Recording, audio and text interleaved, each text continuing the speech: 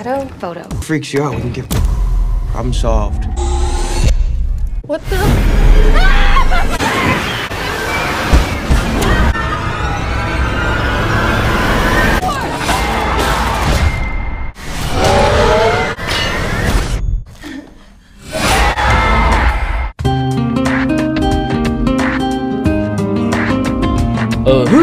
Oke geng, gimana kabar kalian hari ini? Apa jadinya jika kamera jadul menyimpan energi jahat yang akan membunuh seseorang bila berfoto menggunakan kamera tersebut? Kamera lawas ini dirasuki arwah dari pelaku pembunuhan berantai yang koit karena didor oleh polisi. Gimanakah kengerian dari film Polaroid 2019 ini? So, stay with me. Opening scene diperlihatkan dua ekor gadis yang bernama Iis dan Dahlia sedang mengobok-obok berkakas benda-benda jadul milik si emak yang sudah pulang ke rumah masa depan. Si Iis menemukan kamera Polaroid milik emaknya dan juga foto terakhir emaknya sebelum isdet yang dijepret menggunakan kamera ini. Iis pun dengan narsis akan mengambil gambarnya menggunakan kamera ini dan... Opo iki? Iki opo? Butuh loading sekitar 1 menit agar hasil jepretannya matang di kertas refill ini. Bagi kalian yang lahir di era 80 dan 90-an seperti saya, pasti tidak asing dengan kamera Polaroid yang sekali jepret langsung jadi kayak gini. Karena kamera seperti ini pernah ngetren di masanya. Tapi alangkah malang Jawa Timurnya nasib kaum generasi milenial 2000-an ke atas. Jangankan kamera Polaroid, telepon wartel aja pasti banyak yang tak tahu. Generasi saya tuh adalah generasi transisi teknologi. Mulai dari radio jadul, TV jadul, HP kentang, HP sembian, HP Android, dan HP smartphone. Kita yang hidup di era 80 dan 90-an pasti pernah menjajal semua itu. Tapi kalian yang lahir di era 2000-an ke atas itu, opo kalian iku? Begitu lahir, udah ujuk-ujuk disuguhi HP smartphone. Gak keren ah. Loh. Kok saya tiba-tiba jadi rasis kayak gini ya? Sorry ya guys, kayaknya saya baru aja kesambet kayak Cak Nun. Hehe. Lanjut. Sehabis Isya, Dahlia pun langsung pulang. Kini Iis tinggal sendiri aja di rumah itu. Secara samar-samar dirinya mendengar suara benging di lantai atas. Namun pada saat dicek, ternyata sumber suaranya adalah dari kamera Polaroid ini. Tiba-tiba nampaklah siluet hitam bayangan seseorang di belakang fotonya Iis ini. Padahal tadi tidak ada. Listrik pun tiba-tiba ngeblank dan terdengarlah suara mencurigakan. Yang namanya film horor, pasti pemainnya bakal goblok mendadak di situasi kayak gini. Udah tahu ketakutan sendiri di rumah, tapi kok masih aja mencari sumber suara itu. Tapi kok masih aja mencari siapa pelaku yang menjatuhkan bola ini. Tapi kok masih aja menaiki anak tangga ini. Tapi kok masih aja menuju ruang atap. Tapi kok masih aja ingin tahu sumber dari suara mengi ini. Tapi kok masih mau aja membuka plastik penutup ini. Dan tiba-tiba Iis yang mendadak goblok dadak pun langsung arwahnya didownload malaikat Israel malam itu juga. Dan film Polaroid pun baru aja dimulai. 8 bulan, 30 hari kemudian, diperlihatkanlah sebutir gadis yang bernama Brit ini baru aja melakukan sesi foto di sekolahannya. Brit yang hobi jepret-jepret ini secara diam-diam mencuri-curi momen untuk mengambil gambarnya Connor. Brit pun langsung malu-malu dalam kucing saat Connor mengetahui hal itu. Karena Brit sendiri sebenarnya menyimpan rasa pada pria ini. Nama Brit sendiri jika diterjemahkan dalam bahasa Indonesia itu artinya burung. Kalau diterjemahkan dalam bahasa Jawa itu artinya manuk. Tapi kalau diterjemahkan dalam bahasa Ike-Ike Kimochi itu artinya Di paruh waktunya sehabis pulang sekolah, Brit ini adalah penjaga toko barang-barang antik milik paman temannya yang bernama Tyler ini. Hari ini Tyler membawakan barang-barang lawas hasil lelang obral untuk dijual kembali di toko itu. Tentu saja Brit yang penghobi jepret-jepret tampak tersurprise melihat kamera Polaroid buatan era 70-an ini. Dan Tyler pun akan dijadikan objek untuk menjajal keaktifan kamera itu. Saat mereka mengecek hasil jepretan yang masih loading ini, tiba-tiba congornya Tyler malah hendak menyosor pipinya si Brit. Si Brit yang mulai merasa tidak nyaman akan tingkah Tyler ini langsung pulang sambil membawa kamera dan kertas refill foto Tyler yang tadi. Si Brit sendiri masih belum menyadari kalau kamera jadul ini bakal membawa bencana bagi kehidupannya. Alangkah happy-nya si Brit dengan kamera itu. Dan si Asu pun yang ketakutan akan ia jadikan bahan objek penjepretan juga. Si Asu pun gagal terjepret karena Casey teman sekolahnya datang mengagetkannya. Dan malam ini Casey hendak mengajak Brit mengunjungi pesta kostum yang diadakan di rumahnya Avery. Sehabis azan Isya, Brit pun berangkat cabut ke pesta bersama ketiga temannya ini. Brit pun tak lupa membawa kamera jadul tadi. Tapi saat di mobil, dirinya mendapati kalau fotonya Tyler yang dijepret tadi siang malah terdapat sosok bayangan di belakangnya. Tapi Brad mengira kalau hal itu hanya bercak noda saja. Sedangkan Tyler yang menjaga toko barang antik sendirian, dirinya malah mendapatkan fenomena aneh saat menjajal proyektor slide jadul itu. Terdapat sebuah bayangan di layar kain itu. Tyler yang curiga akan adanya penyusup di balik kain ini, dirinya pun mengambil palu dan akan membodemnya. Tapi, kok malah zonk. Namun saat ia mengudak-udak proyektor ini, tiba-tiba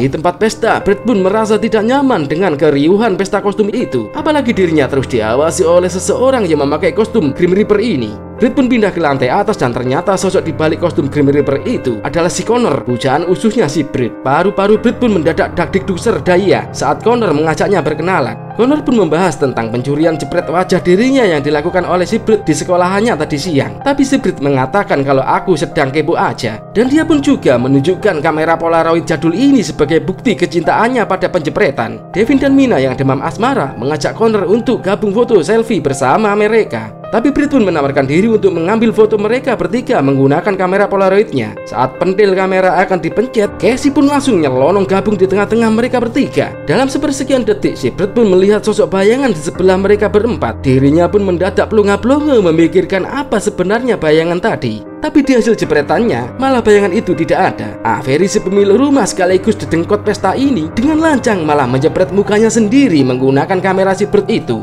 Terjadilah kegaduhan di lantai bawah karena para polisi-polisi ini datang untuk menjeduk si Brad. Sheriff Pembroke menginterogasi si Brad perihal kematian Tyler. Siapa tahu si Brad bisa memberikan petunjuk atas peristiwa itu. Si Brad pun tampak tertendang atas kematian si Tyler ini. Di kamarnya, Brad pun memperhatikan fotonya Tyler. Tapi, loh kok bayangan di belakang fotonya Tyler malah lenyap begitu saja. Tapi kini bayangan itu malah pindah di belakang fotonya Avery. Meski Brad mencurigai sesuatu, tapi dia membatalkan untuk memberitahu Avery. Menjelang azan subuh, pesta pun akhirnya kelar juga. Avery yang tinggal seorang diri, dirinya pun bergemas-gemas dan bersih-bersih rumah. Saat dirinya membuang sampah di ruang basement bawah tanah, dari lantai atas Avery mendengar suara gembelodak. Seperti yang tadi saya bilang, para pemain film horor bakal goblok mendadak pada situasi seperti ini. Dan tiba-tiba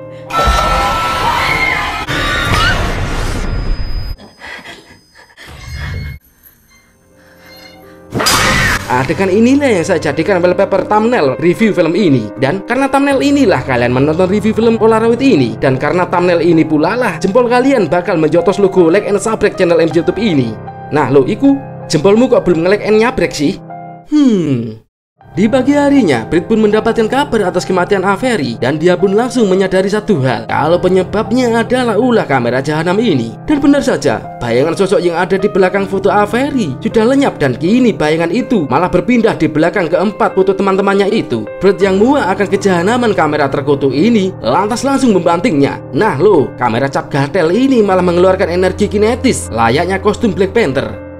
Seluruh siswa-siswi di sekolahan tampak berkabung atas kematian kedua temannya ini yang secara mendadak. Di ruang kantin, teman-teman Brad tampak tertendang atas keisdetan Tyler dan Avery. Brad pun datang sambil membawakan cerita tahayul atas kematian kedua temannya itu. Di sini dirinya menjelaskan kalau bayangan dalam foto ini tadinya tidak ada, tapi justru bayangan ini kemarin berada di belakang objek foto Tyler dan Avery. Begitu Tyler koit, bayangan ini pindah ke fotonya Avery. Tapi begitu Avery is dead, justru bayangan ini pindah ke foto keempat makhluk mamalia itu. Sepertinya begitulah cara sosok setan itu menandai calon korbannya. Tentu saja keempat temannya ini tidak mempercayai cerita tahayul macam gini. Devin pun dengan sombongnya membakar foto itu. Dan tiba-tiba tangan Mina pun langsung mengeluarkan asap kemudian terbakar. Itu dikarenakan api yang membakar si foto tepat mengenai tangannya si Mina. Kegaduhan pun terjadi, bahkan aparat pun tak sanggup memadamkan api itu. Namun kini tangannya Casey pun bakal mulai terbakar juga karena api di foto itu sudah menjalar ke bagian fotonya Casey. Brad yang menyadari akan penyebab kejadian ini langsung bergegas memadamkan foto itu.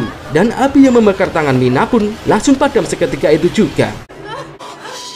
Canggihnya foto ini karena tiba-tiba langsung pulih sendiri layaknya nanoteknologi. Kini nyawa para pemuda-pemuda ini sudah berada di ujung dengkul. Jika seandainya saja saya memiliki kamera seperti ini, maka saya bakal membuka praktek santet di rumah. Dan saya yakin target yang saya santet bakal akurat 100% mati. Seusai mengantar Mina ke rumah sehat, kini Brett dan Connor langsung pergi ke toko antik untuk mengambil sarung kamera Polaroid terkutuk itu. Siapa tahu mereka bisa menemukan petunjuk tentang kamera ini. Tapi kampretnya si Brett malah akan masuk sendiri, sedangkan Connor malah berjaga di luar. Di mobil tiba-tiba kamera itu malah aktif secara otomatis. Saat Connor memperhatikan foto itu, dirinya pun menyadari satu hal, kalau wajah Brett juga terjepret melalui pantulan kaca jendela. Brett yang sudah berhasil mendapatkan sarung kamera itu, dirinya pun secara jelas mendengar suara raungan yang mengerikan. Brett yang tidak goblok dadak kayak pemain yang lain, langsung berlari ke arah kiblat untuk menghindari sosok itu. Tapi di situasi genting kayak gini, bisa-bisanya dirinya malah nyungsep. Sosok itu pun kini semakin mendekat, tapi dirinya malah kesakitan saat tangannya terkena uap panas. Brett pun akhirnya berhasil selamat meskipun syalnya sempat nyangkut di paku. Brett menceritakan fenomena horor yang tadi pada Connor. Connor pun menjelaskan kalau Brett juga ada di foto itu melalui pantulan cermin. Itu sebabnya setan tadi berusaha menzolimi si Brett. Di rumah sakit tiba-tiba lampunya mati nyala. Devin pun coba mencari suster penjaga dan meninggalkan Mina sendirian. Brett pun menelpon Mina untuk tidak sendirian di kamarnya sebab sosok itu bakal membunuhnya. Mina yang panik pun langsung memencet-mencet tombol panggilan. Tapi seperti biasalah, tombol itu pasti bakal error sebab ini adalah film horor. Saat Mina hendak keluar kamar, tiba-tiba Devin yang balik sudah tidak mendapati si Mina. Firasat Devin yang tak tenang, dirinya langsung membuka korden dan tidak ada apa-apa. Akan tetapi Brett dan Connor yang balik ke rumah sakit langsung memahami apa yang terjadi. Meskipun belum sempat bertanya, Devin pun langsung menjangkit-jangkitkan Brett karena menyalahkan atas kematian Mina. Di koridor rumah sakit, mereka berdua langsung mengecek sarung kamera Polaroid jahanam ini, dan Brett pun mendapatkan sebuah petunjuk melalui secari kertas itu.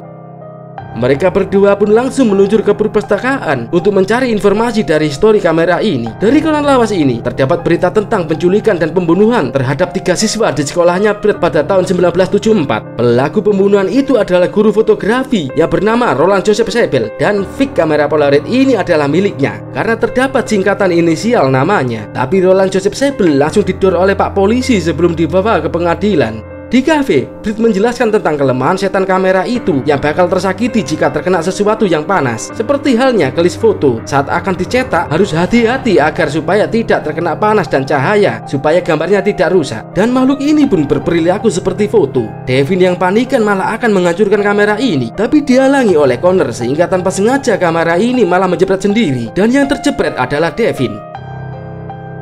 Tiba-tiba bayangan di foto mereka berempat langsung pindah ke gambar fotonya Devin. Devin yang tak terima akan hal ini malah coba menyepret si Brett. Namun dengan cepat Casey pun langsung menusuk foto tadi dengan pulpen sehingga tangan Devin pun langsung berlubang secara otomatis. Keadaan pun mulai gaduh. Tapi tanpa sengaja Devin pun malah mengkeples Pak Polisi yang akan melerainya, dan si Devin pun langsung masuk kurungan. Brett dan Connor coba beri penjelasan pada Sheriff Pembroke kalau Devin dikurung di penjara, dia bisa mati sebab dirinya sedang diincar setan pemilik kamera ini. Pak detektif pun tidak mempercayai ucapan mereka ini. Maka malam ini juga Brett dan Connor langsung pergi menuju rumah Roland Joseph Sebel. Di kantor polisi, akhirnya Devin mendapatkan teror dari setan penunggu kamera.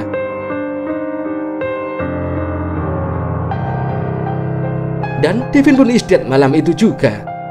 Di sini istrinya Roland menceritakan kalau yang punya kamera adalah putrinya yang bernama Rebecca. Rebecca sendiri memiliki kelainan melihat segala sesuatu dalam gerak lambat. Karena hal itulah dirinya sangat introvert dan tak mau bergaul dengan orang lain. Setelah orang tuanya menghadiahi kamera Polaroid ini, dirinya pun akhirnya mau keluar rumah. Tapi karena hal itulah dirinya selalu mendapatkan bulian di sekolahnya. Sebab kemana-mana dirinya selalu membawa kamera itu. Tapi ada 4 siswa yang mau bergaul dengan dirinya. Namun ternyata keempat temannya ini malah menyebabkan bencana bagi dirinya. Sebab Rebecca yang polos ini malah dibor, kemudian foto syurnya disebarkan di sekolahan. Rebecca yang mengalami rasa malu super akut akhirnya bunuh diri menggantung lehernya. Pak Roland, ayahnya Rebecca, yang tak terima dengan hal itu, dirinya pun mendadak berubah menjadi psikopat demi untuk membalas dendam atas kematian putrinya. Keempat bocah tengil ini diculik dan disekap di ruang percetakan sekolahan, kemudian dibunuh satu persatu dan diambil fotonya menggunakan kameranya Rebecca. Tapi Roland gagal membunuh target yang keempat karena para polisi-polisi ini keburu menjedor dirinya. Roland pun isdet menggenang dalam cairan pencetak foto sambil menggenggam kameranya Rebecca. Dendam pun masih belum tuntas karena salah satu bocah tengil ini masih hidup sampai sekarang.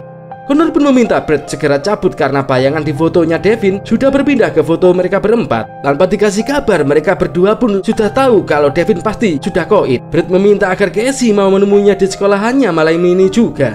Sesampainya di sekolahan, Brett dan Connor langsung mengobok-obok loker untuk mencari berkas-berkas lawas tentang siswa yang masih selamat ini. Setelah semua foto-foto ini dicocokkan, ternyata wajah ini adalah milik Sheriff Pembroke yang masih muda.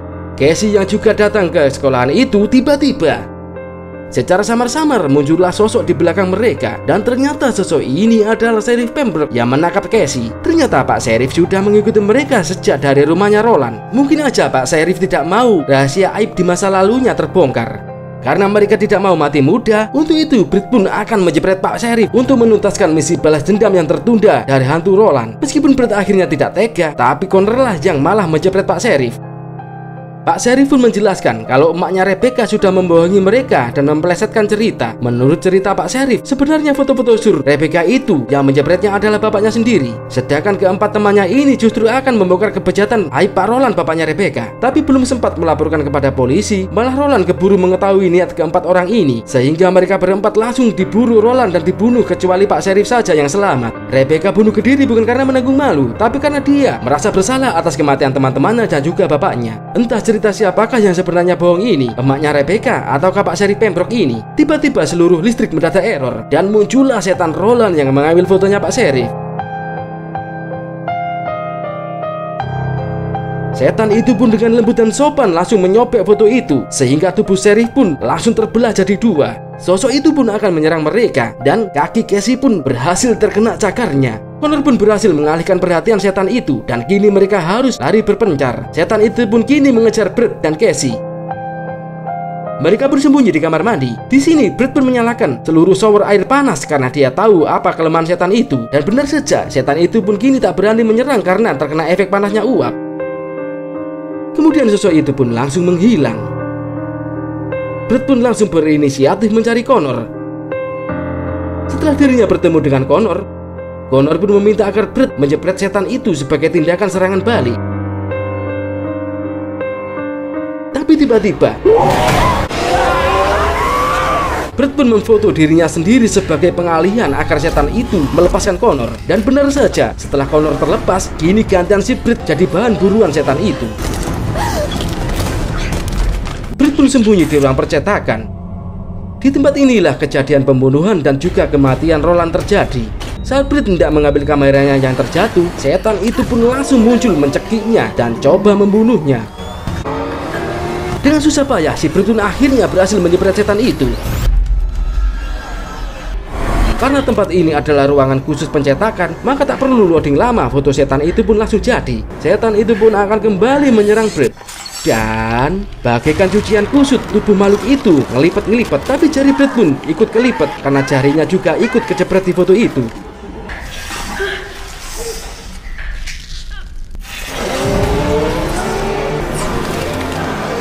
Sebelum setan itu menyerang Brett lagi, si Brett pun akhirnya membakar foto itu. Setan Roland pun akhirnya terbakar ambyar tanpa sisa, meskipun jarinya si Brett juga sempat terbakar.